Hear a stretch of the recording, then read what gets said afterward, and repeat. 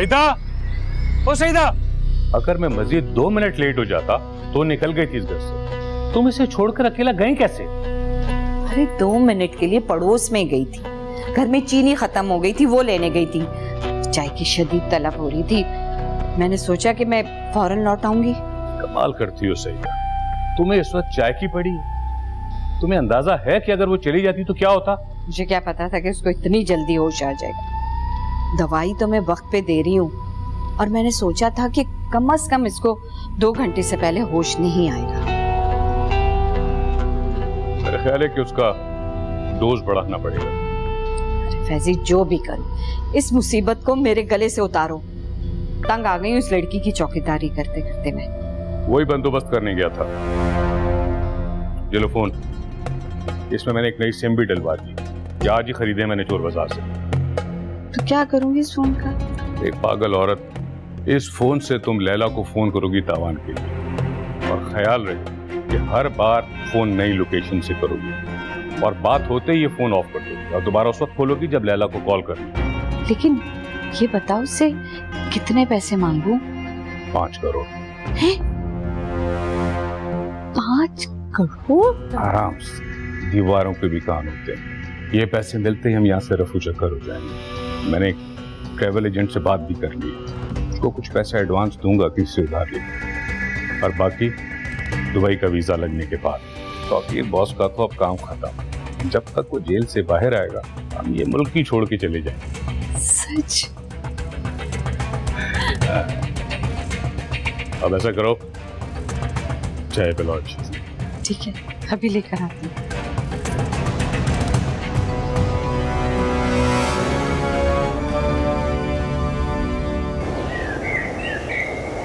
हजार बेगैरत मरे होंगे तब कहीं जाकर ये मलिक शहरियार पैदा हुआ होगा। इसीलिए तो कह रहा हूँ सारंगा भाई, इस बेगैरती के नासूर को दफन करना बनता है। तू समझता क्यों नहीं है सरफिरे? तेरी जोरा तक पहुंचने का वो आखिरी सिरा है। फिलहाल उसका जिंदा रहना हमारे लिए ज्यादा जरूरी है। लेकिन लैला मैडम की सुनाई गई सारी कहानी से एक बात तो जाहिर हो रही है, जोरा की गुमशुदगी में मलिक शहरियार का कोई हाथ नहीं, क्योंकि मलिक शहरियार को जल्द से जल्द जोरा को तलाक देके अपनी रकम वसूल करने की जल्दी होगी, ताकि वो पैसे अपने बिजनेस अकाउंट में डाल के अपनी बीवी और ससुराल को बता सके कि वो दिवालिया नहीं हुआ। वाह वाह चांदपुरी, बात तो पते की है तुमने। क्योंकि जोरा के साथ जो भी हादसा या मामला हुआ है वो मलिक शहरियार के घर से निकलने के बाद हुआ। हाँ, मेरा भी यही ख्याल है। और ना जाने मुझे ऐसा क्यों लगता है कि कोई और है जिसे सारे मामले की खबर है। फिक्र न कर, उसे भी ढूंढ निकालेंगे, लेकिन सबसे पहले इस मलिक शहरियार को सबके सामने नंगा करना है। बाकी काम उसके खानदान वाले खुद कर देंगे। उस्ताद, चल क्या रहा है दिमाग में, हमें भी तो बताओ। मुलाकात का वक्त आ गया है, लेकिन ध्यान रहे मलिक शहरियार के सारे करता धरता मौजूद हों इस मौके पर।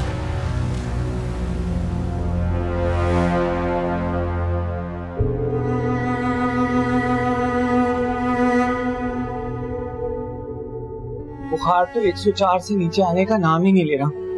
लग रहा है दवाई बदलनी पड़ेगी। दवाई बदलने से कुछ नहीं होता। इनकी दवा सिर्फ और सिर्फ जरी है। अगर ये उसकी सूरत एक बार भी देख लेंगी ना, तो इनका सारा बुखार, सारी बीमारी खत्म हो जाएगी। देखिए, बेहोशी में भी जरी का ही नाम ले रही है।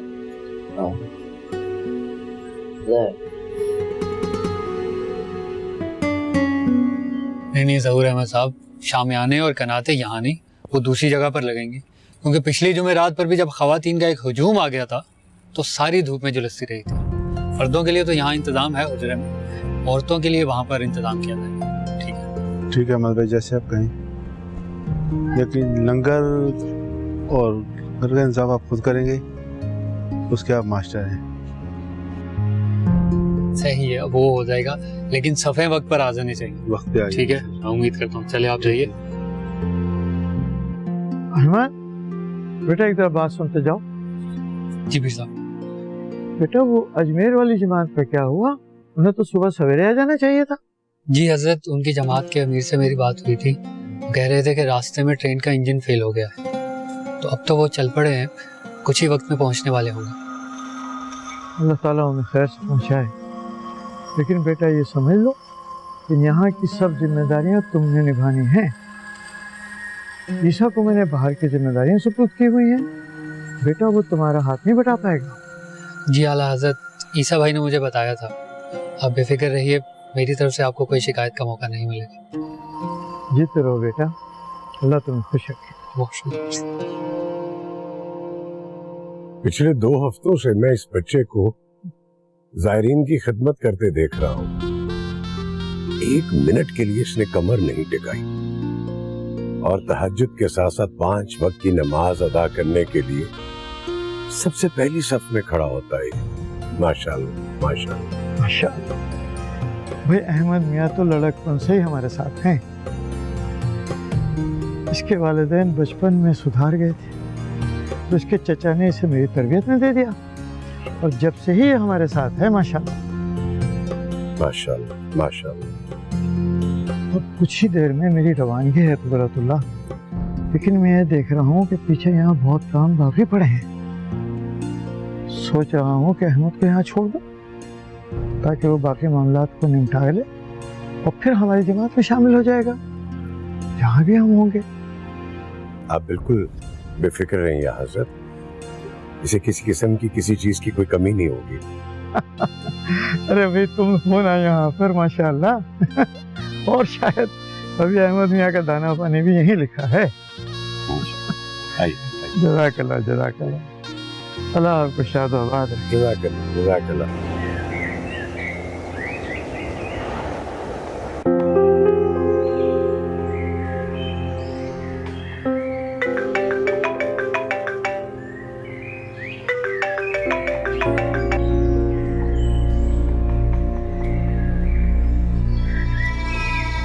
उसने तो फोन कर दिया। दोबारा ट्राई करो, हमारे पास ज्यादा वक्त नहीं है, वो घर पर अकेली है। मिनट। अच्छा।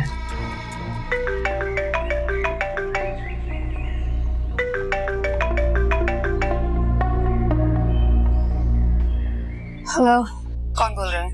तुम्हें इससे कोई मतलब नहीं होना चाहिए। बस तुम ये समझ लो कि तुम्हारी हमदर्द बोल रही है। कौन हो तुम? सीधे तरीके से बात करो।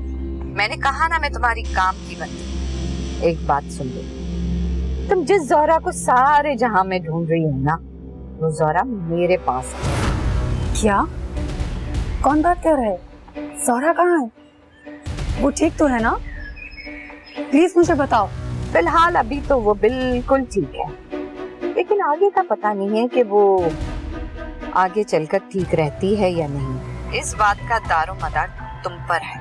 अगर तुम शराफत से हमारे साथ ठीक ठाक चलती रहोगी तो ज़ोहरा भी ठीक रहेगी। क्या बात कर रही हो? कौन बोल रहा है? खुल कर क्यों नहीं बात करती?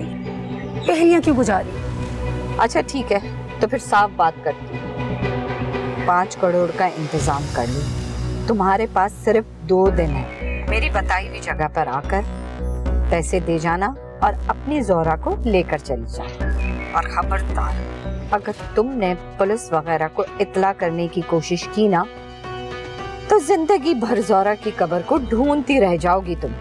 ये मेरी आखिरी वार्निंग है। मेरी अगली कॉल का इंतजार करो और रकम कहाँ लेकर आनी है ये मैं तुम्हें अगली कॉल पे बताऊंगी।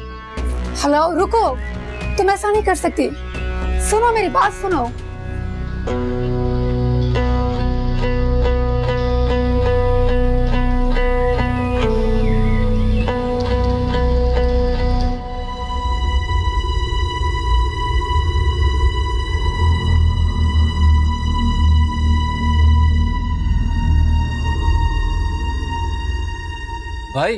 भाई बात सुनना।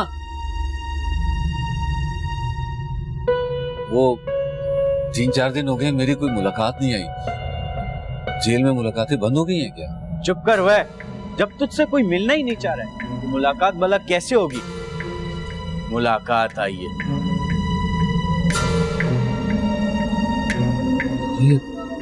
वैसे कहाँ मार गया? कहीं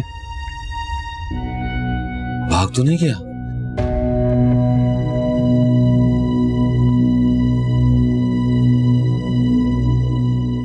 मेरा सारा खेल ही ना बिगाड़ देते।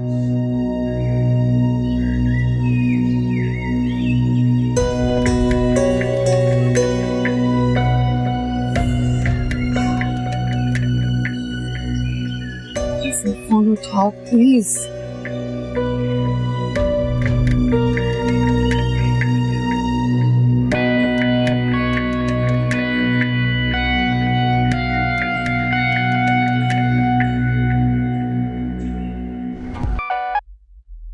जी मैडम जी।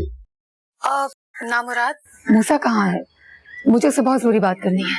शाहजी तो सारंगा के साथ वो शहरियार की जागीर गए, 1-2 दिन लगेंगे। ओके, लेकिन आप प्लीज उसे कांटेक्ट कीजिए, मुझे उससे बहुत जरूरी बात करनी है। आप प्लीज उसे मेरा मैसेज दीजिए। ठीक है मैडम जी, जैसे ही मेरा उससे राब्ता होता है मैं आपको बताता हूँ। ओके।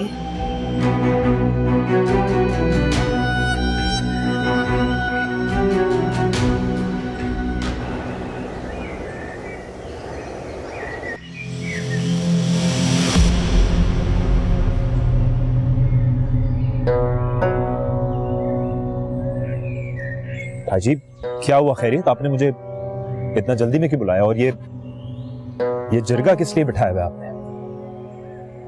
तो ये लोग तुमसे कोई सौदा करने आए हैं? कहते हैं कोई पुराना कर्ज है। बकवास कर रहे हैं ये लोग। तुम लोगों की हिम्मत कैसे हुई यहाँ आने की? यहाँ तुम्हारी बदमाशी नहीं चलेगी, मेरे लोग चीर फाड़ देंगे तुम्हें। समझ आ रही तुम्हें मेरी बात? जानता हूँ मलिक शहरियार, यहाँ सब आदमखोर रहते हैं, लेकिन हम तो अपनी चीज वापस लेने आए हैं। बदले में तुमको तुम्हारा पूरा मुआवजा मिलेगा। ब्लैंक चेक जेब में रख कर लाया हूँ, और ये डील तुम्ही ने तो तय की थी। क्या बकवास कर रहे हो? कौन सा सौदा? मैं किसी ऐसे सौदे के बारे में नहीं जानता भाई। सोच लो मलिक शहरियार, फिर ना कहना हमने वादा खिलाफी की है। हम तो लैला मैडम की तरफ से डील पूरी करने आए हैं। हमारी चीज दे दो, अपनी रकम ले लो। ये गुरुजी जोरा के सरपरस्त हैं आज यहाँ। क्या ऑल फॉल बके जा रहे हो? मैं इस बारे में कुछ नहीं जानता भाई। ये पता नहीं क्या बोल रहे हैं ये लोग। तो फिर मैं सीधी बात करता हूँ मलिक शहरियार, जोरा कहाँ है? उसे हमारे हवाले कर दो, वरना तुम्हारा अंजाम बहुत भयानक होगा।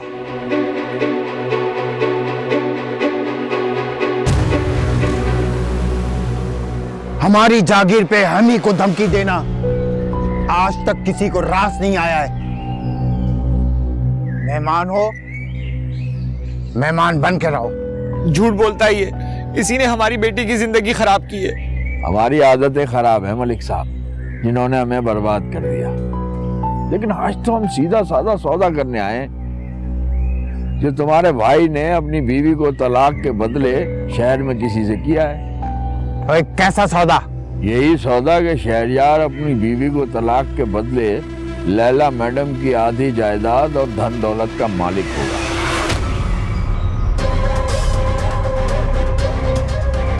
वो अपने भाई से कहो लड़की हमारे हवाले कर दे, क्योंकि वो अभी तक घर नहीं पहुंची। ओ ये सब क्या है मलिक शहरियार? और कैसी बेगैरती की कहानियां सुना रहा है ये बंदा? भाई ये झूठ बोल रहा है, ये बकवास कर रहा है। ऐसा कुछ नहीं है। आप लोगों के हुक्म के बाद मैंने उसको तलाक दे दी थी, और अभी मुझे नहीं पता वो कहाँ है। ये बकवास है ये। तो ठीक है मलिक शहरियार, हम तो चाहते थे कि बात थाने कचहरी के बाहर ही हल हो जाए, लेकिन अब तुम्हारी जिद है तो गुरुजी को मजबूरन थाने में रिपोर्ट दर्ज करवानी पड़ेगी, क्योंकि हमें शक है कि तुमने जोरा को कत्ल कर दिया है। आखिरी बार जोरा को तुम्हारे घर में ही देखा गया था, फिर पुलिस जाने और तुम जाने। लेकिन एक बात याद रखना, इस सूरत में तुम्हें लैला मैडम की जायदाद से फूटी कौड़ी नहीं मिलेगी। चलो निकम्मो, यहाँ अपनी बात किसी की समझ में नहीं आ रही। अगर कोर्ट कचहरी तक बात चली गई तो हमारे पुरखों की बहुत बदनामी होगी मलिक शेर अली। ठहरो, बैठो।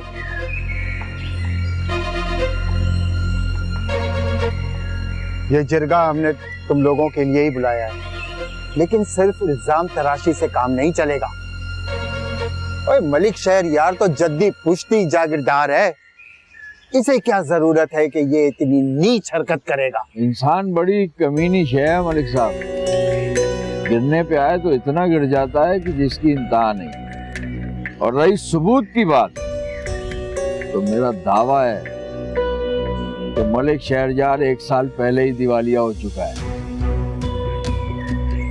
जायदाद, घर, दफ्तर, कारोबार सब गिरवी पड़ा है। अपने हिस्से की और बीवी से मिली जागीर और धन दौलत उड़ा डाली है जुए और अय्याशियों में।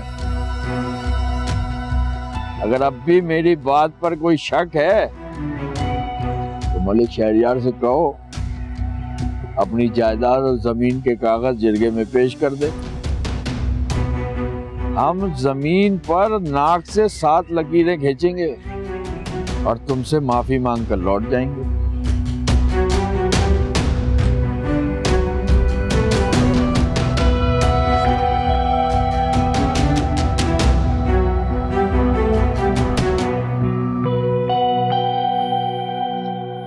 क्या बना? मैम कैश रेडी है और आपकी हिदायत के मुताबिक सारे नए और बड़े नोट्स हैं। गुड, लेकिन मुझे सारे नोट किसी बड़े बैग में या बड़े ब्रीफकेस में चाहिए। आप बिल्कुल बेफिक्र हैं, जैसा आप कहेंगे वैसा ही होगा। Good, okay. ये हम क्या सुन रहे हैं मलिक शहरयार? तुमने हमारे बरसों की मेहनत और पुरखों की जायदाद जुए में उड़ा दी। नहीं भाई, बकवास कर रहा है ये। ऐसी कोई बात नहीं है, ये झूठ बोल रहा है। हाँ तो ठीक है, जागीर के असल पेपर तुम्हारे पास ही होंगे ना, वो हमको दिखा दो, हमें इत्मीनान हो जाएगा।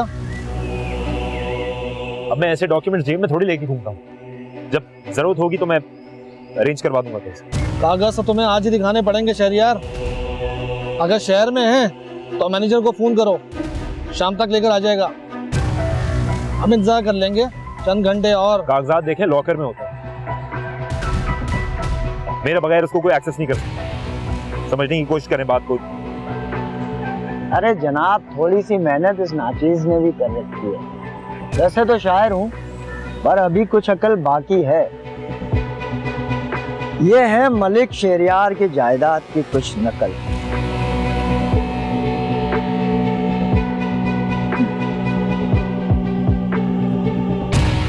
सारे कागजात को गौर से पढ़िएगा। मलिक शहरयार ने ये जमीन 6 माह पहले सेठ झुनझुनवाला को फरोख्त की थी।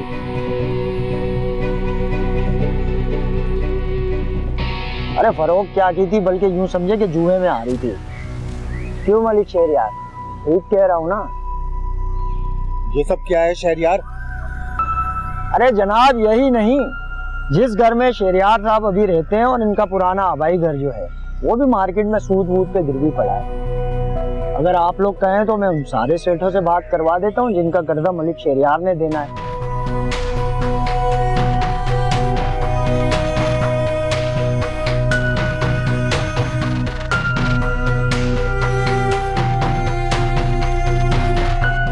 अब सुनने की बात कहाँ रह गई शहरयार? तुमने सारे टब्बर में हमारी नाक कटवा दी है।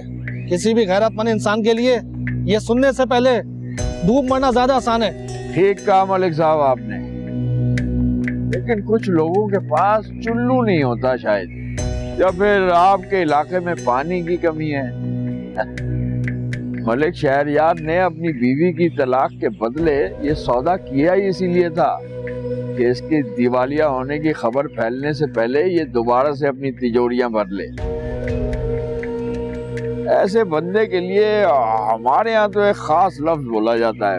आपके इलाके में ऐसे बंदे को क्या कहते हैं? बकवास बंद करो तुम। पता क्या बोल रहे हो तुम? मैं सच कह रहा हूं, ऐसा कुछ नहीं। आप मेरी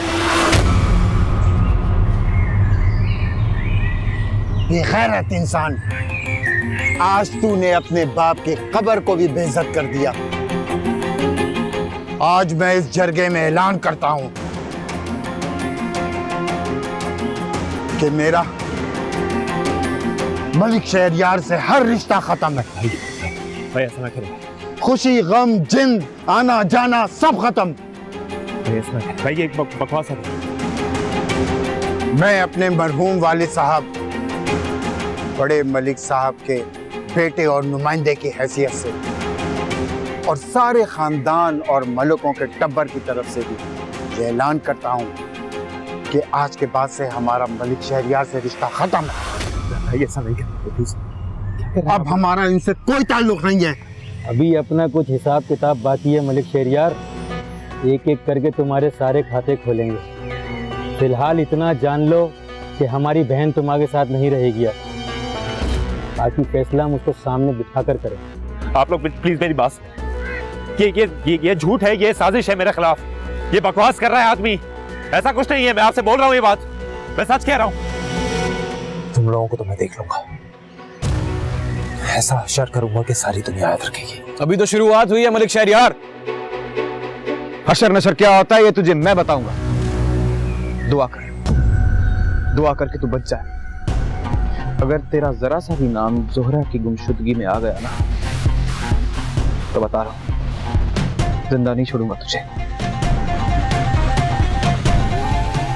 तेरा वक्त शुरू होता है, गिनना शुरू कर दे।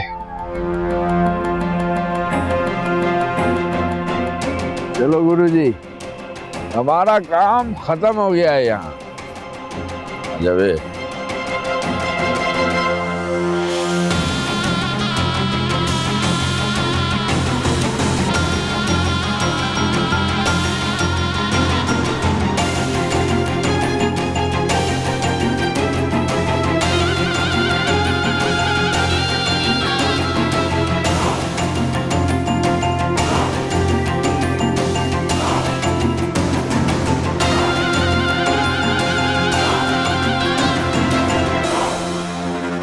तुम जगह अच्छी तरीके से समझ गई हो ना।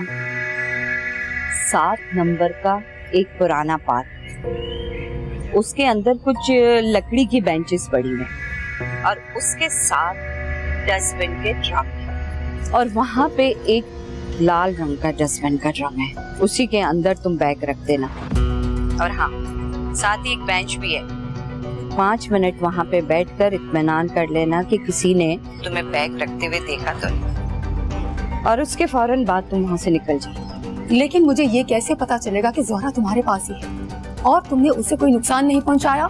तुम इसकी फिक्र ना करो, मैं जोहरा से 1 मिनट के लिए तुम्हारी बात करा दूंगी। वैसे वो ज्यादातर बेहोश रहती है, तुमसे ज्यादा बात नहीं कर सकेगी।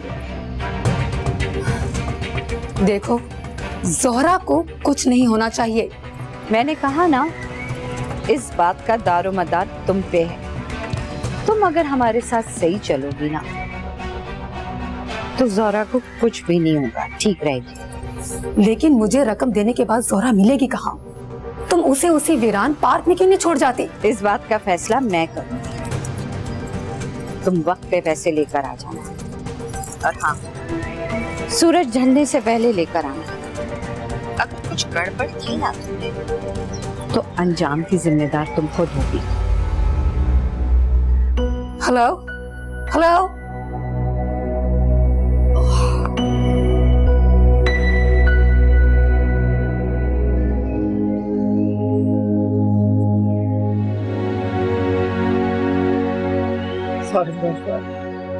क्यों गुनाहगार करते हो गुरुजी? अपने गुनाह पहले ही बहुत ज्यादा है। बहुत कमजोर, हमें तो हर वक्त लोग धुतकारते हैं, नफरत करते हैं और गालियां बकते हैं। आप और मूसा की वजह से मेरी जिंदगी भर के जख्मों पर मरहम रख दिया। मेरी बच्ची के लिए इतने बड़े फिरौन से टकराकर भरी महफिल में उसे सबके सामने नंगा कर दिया। उससे बदला लेना और उसका गिरबान पकड़ना तो दूर की बात, अगर आज आप लोगों ने मेरी बच्ची का बदला ले लिया। मूसा के हवाले से वो हमारी भी अब कुछ लगती है। एक बार जोरा को ढूंढ लें, फिर बाकी सबको भी देख लेंगे। और आज उस महफिल में मेरे लिए सबसे ज्यादा इज्जतदार और मोहतरम आप ही थे। सारंगा के पास बंदा तोलने का एक तराजू है। सोच के तुम्हारी मोहब्बत दुनिया पहचान नहीं पाई। बताऊंगा अन्ना को आज कि जिसे तुमने अपनी हवेली से धुतकार कर निकाल दिया था, आज वही खड़ा हो गया था तुम्हारी बच्ची के आगे, चट्टान बनकर हर तूफान के आगे। आज गुरु का कद ऊंचा कर दिया तुमने सारी दुनिया के आगे। और मैं मर भी जाऊं तो मुझे कोई गम नहीं। मरने मराने की बातें मत करो, अभी हमें जोहरा को ढूंढना है और आपके बगैर ही मुमकिन नहीं है। बस दुआ करो मेरी जोहरा मिल जाए, दुआ करो। मेरी दुआएं तो हमेशा तुम्हारे साथ। मैंने तो जब तुम्हें पहली दफा देखा था उस वक्त भी तुम्हें दुआ दी थी, लेकिन लगता है कि मेरी दुआओं में अब असर नहीं रहा।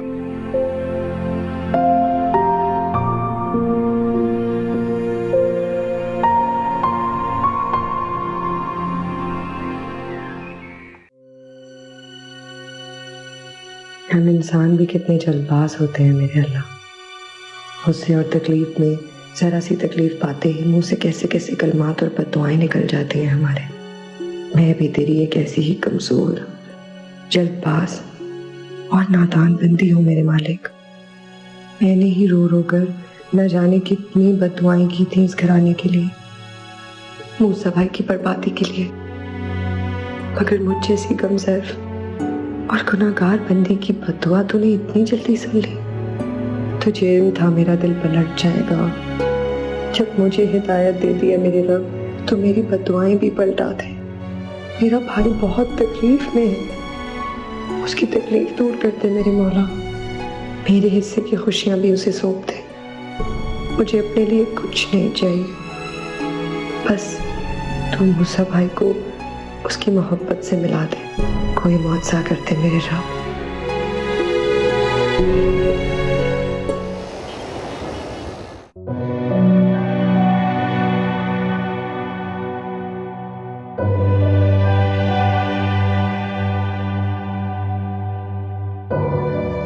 तुम्हें परेशान होने की जरूरत नहीं। जब तुम्हें किसी ने देखा ही नहीं है तो पहचानेगा कैसे?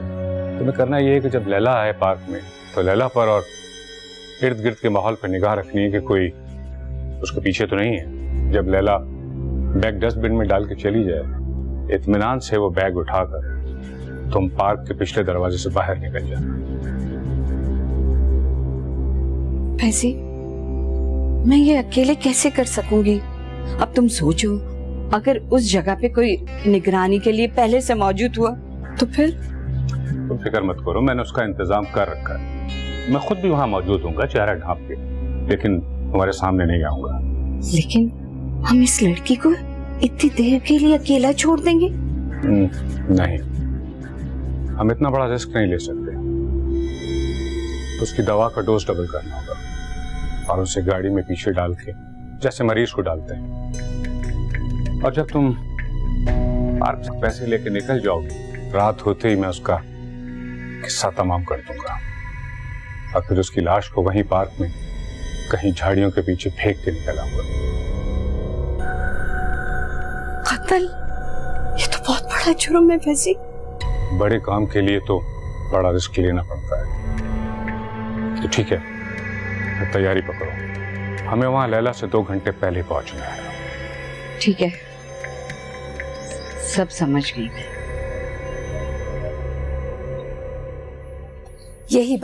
यही बात मैं मूसा को बताना चाह रही थी, मगर 1000 कोशिशों के बावजूद उससे राब्ता नहीं हो सका। मैडम जी, आपने मुझे पहले क्यों नहीं बताया? वो गांव का इलाका है, वहाँ सिग्नल का मसला होता है। मेरा चांदपुरी से भी राब्ता नहीं हो रहा, और सारंगा उस्ताद का आपको पता है, वो तो मोबाइल फोन से नफरत करता है। आप एक काम करें, आप रुके, मैं आता हूँ, हम साथ चलते हैं। नहीं, बिल्कुल भी नहीं। इसीलिए तो मैंने तुम्हें ये इत्तला फोन पे दी है। वो लोग मेरे घर की निगरानी कर रहे हैं। मैं कोई रिस्क नहीं लेना चाहती। ये जोहरा की जिंदगी का सवाल है। वैसे मैडम जी, जिस किसी ने भी ये हरकत की है ना, उसने अपनी मौत को दावत दी है। शाजी अगर यहाँ नहीं है तो क्या हुआ? मैं अपने हाथों से उसका गला घोटूंगा। कोई जज्बाती कदम उठाने की जरूरत नहीं है। तुम बस मूसा को ट्राई करते रहो। जब तक वो खैरो आफियत से जोहरा को हमारे हवाले नहीं कर देते, हमें उनकी हर बात मानना होगी। बस तुम मेरे लिए दुआ करो कि मैं जिस मकसद के लिए जा रही हूँ खुदा उसमें मुझे कामयाब करे। मैडम मेरी बात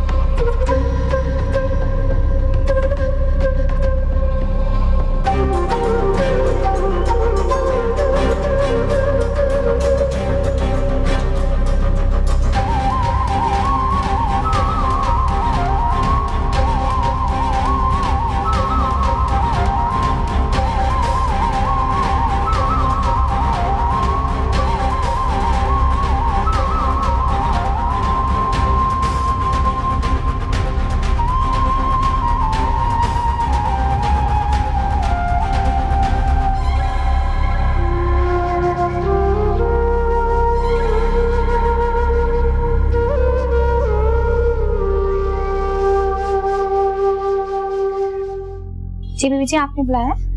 हाँ समीना, तुम करीम को बोलो कि गाड़ी की चाबी दे दे और वो खुद छुट्टी कर जाए। जी बीबी जी। मैं जरा चेंज करके आती हूँ, मुझे एक बहुत जरूरी काम से बाहर जाना। ओके?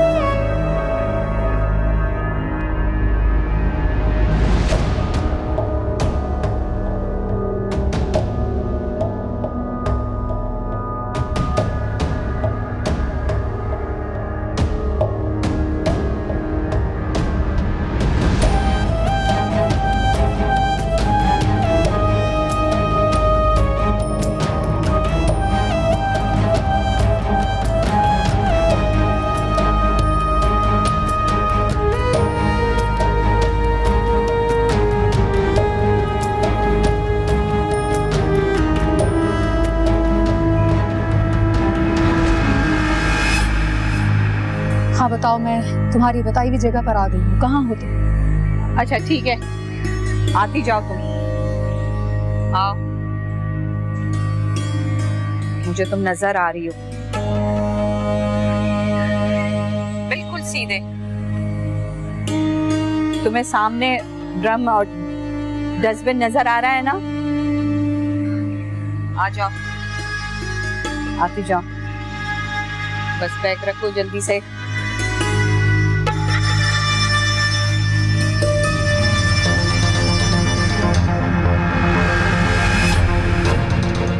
हाँ रख दिया है बैग। और चुपचाप निकल जाओ यहाँ से। लेकिन मुझे ये बताओ जोहरा कहाँ है?